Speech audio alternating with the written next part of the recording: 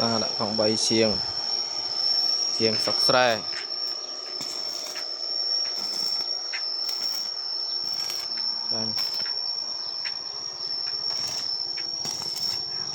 chiêng sọc xe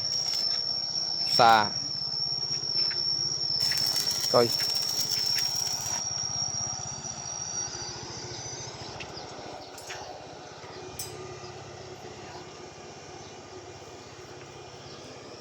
xa đã khoảng 7 trùng được khoảng 7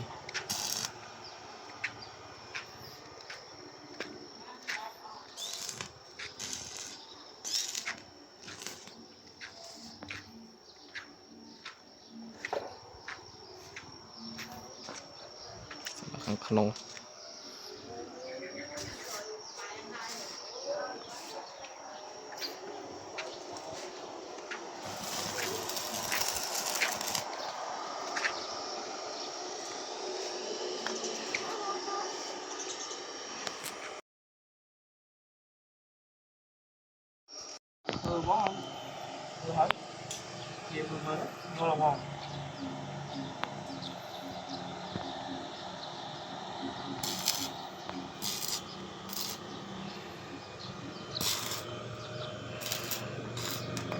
Làm ăn thêm. lấy vô sang cái bông màu vô sang cái bông màu có bánh ấy trong chắp chỗ luôn làm một bả nhiên lại đặt mua máu không rồi rồi bạc fry bánh men một liếp trăm xa hơi trong vô một lướt qua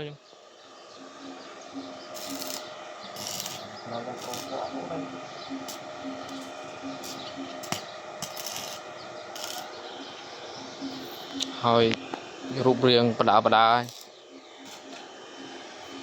nó đã con bà đại châu em sưu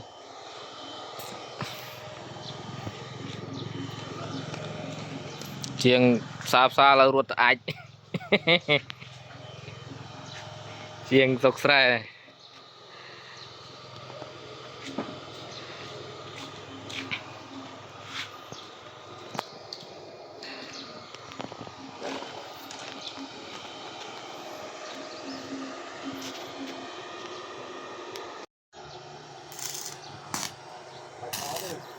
đàm lệch liền lệch chia rụt riêng này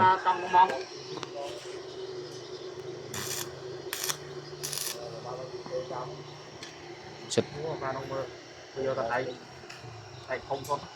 là mũi tiếp bánh xa ấy đi và nó to những đạn thế từ tầng này từ đạn từ tầng tới bom đại cái qua cáo cái hay cho ban lớn và thì những đạn đi chân này